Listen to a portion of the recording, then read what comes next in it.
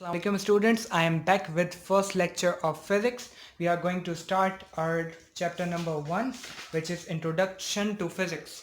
So आज की हम इस वीडियो में कवर करेंगे definition of physics, that what is physics. So पहले तो हम चैप्टर का नेम वगैरह प्रॉपर्ली लिख लेते हैं. So chapter number 1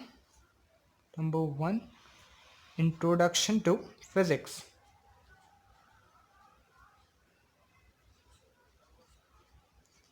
Physics. So, what is physics? The proper definition we've got is that physics is the branch of science which deals with the matter and energy along with the interaction between them. So, एक दफ़ा हम लिख देते हैं ताकि clearly define हो जाए. The branch.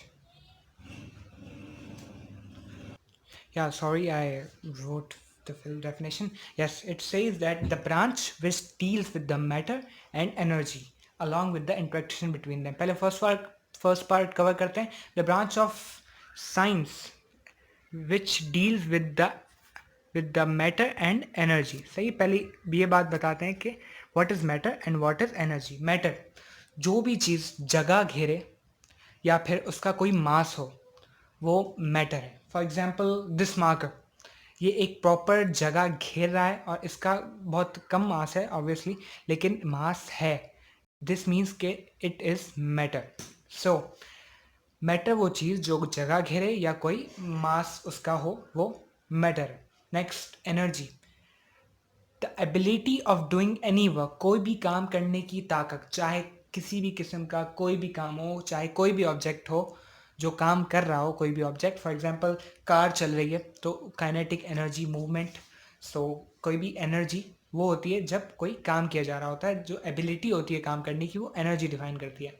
तो मैटर किसी भी चीज़ और एनर्जी, इन दोनों को डिफाइन और इन दोनों की इंट्रैक्शन, कि इन दोनों का आपस में क्या कॉम्बिनेशन या क्या इन लोगों का रिलेशन हो सकता है, वो हम टोटली पढ़ते हैं फिजिक्स में. सो physics is the branch of science which deals with the matter and energy along with the interaction between them. So physics एक बहुत वसी ब्रांच है साइंस की, जिसमें काफ़ी टाइप की और ब्रांचेस आती हैं. सो हमारी बुक में, सेम टेक्स्ट बुक की बुक है, उसमें टोटल 9 ब्रांचेस, बहुत स्टडी करने के लिए 9 ब्रांचेस दी गई हैं, जो कि बहुत मेन है. मतलब मेन है, बहुत डिटेल्ड नहीं है ऑब्वियसली. मतलब बहुत सारी ब्रांचेस हो सकती हैं लेकिन इन लोगों ने कम दी हुई हैं ब्रांचेस.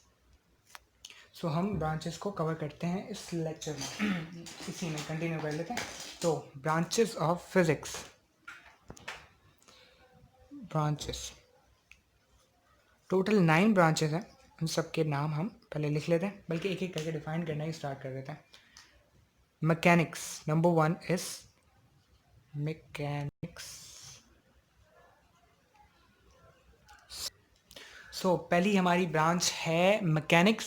तो मैकेनिक्स की डेफिनेशन ये है कि it is the branch of science which deals with the motion of particles. Motion, पहले पार्ट को कवर करते हैं. मोशन ऑफ पार्टिकल्स, कोई भी मोशन चाहे किसी भी पार्टिकल का हो मैकेनिक्स में आएगा.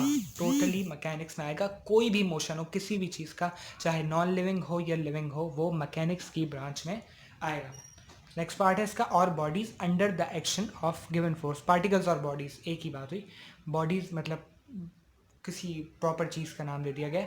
Under the action of a given force मतलब अगर कोई चीज़ नॉर्मली रहेगी एक जगह पे, फॉर एग्जांपल दिस पेन, ये एक पेन एक जगह पे रखा हुआ है. एंटिल मैं कोई फोर्स अप्लाई नहीं करूँगा तब तक ये बिल्कुल भी आगे नहीं बढ़ेगा. ये ऑब्वियस बात है. सो जब तक मैं कोई फोर्स इस पर अप्लाई नहीं करूँगा ये आगे नहीं बढ़ेगा. ऑब्वियस सी बात है. सही है. तो ये मैकेनिक्स की ब्रांच यही बताती है, जिसमें फोर्स जो कि किसी पार्टिकल पे अप्लाई हो रही होगी उसकी बात की जाएगी और उस मोशन की बात की जाएगी. नेक्स्ट ब्रांच है हमारी electricity. It is the branch of physics which deals with the physical phenomena involving electric charges. सही है. इलेक्ट्रिक चार्जेस के जितने भी इलेक्ट्रिक चार्जेस, उनके इफ़ेक्ट्स और रेस्ट और मोशन पे जो जो बॉडीज़ पे इसके इफ़ेक्ट होंगे, सब की बात की जाएगी. सही है. इलेक्ट्रिसिटी में सिर्फ चार्जेस की बात की जाती है and there effects when at rest और व्हेन इन मोशन। सही है, उन चार्जेस को टोटली डिफाइन इस ब्रांच में किया जाएगा। पूरा चार्जेस का टॉपिक इसमें कवर होगा कि रेस्ट में वो किस तरह होंगे, मोशन में वो किस तरह होंगे और दूसरी चीज़ों पर इसके इफेक्ट क्या क्या हो सकते हैं। So number 3, electromagnetism. It is a branch which deal with the laws and observation relating electricity and magnetism. इसमें वो laws और वो observations जो हम observe करते हैं electromagnetism की चीज़ों में जो observe करते हैं उससे उसमें देखा जाएगा कि electricity और magnetism जब साथ होती हैं इन दोनों में तो किस तरह observations आती हैं और क्या क्या laws निकलते हैं, उन सब को इस branch में देखा जाता है। या तो नेक्स्ट हमारी है fourth, biophysics. It is a branch of physics which deals with the application of physical method. तो फिजिकल मेथड की जो एप्लीकेशंस होती हैं, जैसे फिजिकल मेथड्स बहुत टाइप के हो सकते हैं, उनकी एप्लीकेशंस को इस ब्रांच में देखा जा सकता है। And types of application to biophysical system. Biophysical system living things के बारे में बात की जा रही है, उनके सिस्टम्स और स्ट्रक्चर पर और उसकी एप्लीकेशंस को इस ब्रांच में डिस्कस किया जाता है।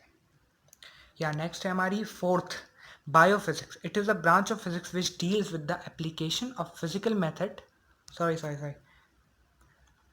एस्ट्रो है fifth, astrophysics. It is a branch of physics which deals with the application of modern physics. Modern physics की बात की जा रही है, जो एस्ट्रोनॉमी पे जो खला की चीज़ें होती हैं उनके उनके ऊपर फिजिक्स की का इम्प्लीमेंट इस ब्रांच में देखा जा सकता है। नेक्स्ट है हमारी सॉलिड स्टेट फिजिक्स।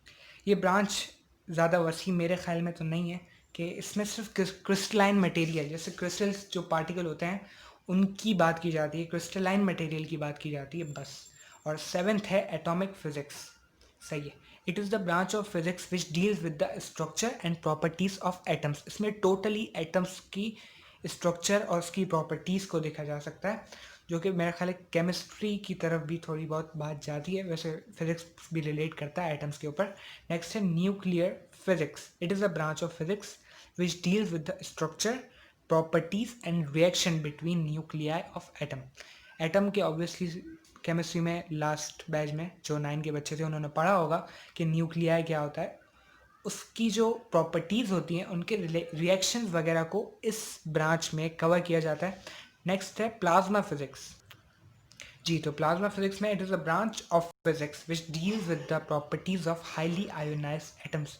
जो एटम्स आयोनाइज्ड हो चुके होते हैं और मिक्सचर बनाते हैं बेयर न्यूक्लियर, मतलब वो न्यूक्लियर जिनमें इलेक्ट्रॉन्स ना हो, उनके जो मिक्सचर बनाने के होते हैं उनकी प्रॉपर्टीज़ को प्लाज्मा फिजिक्स में कवर किया जाता है।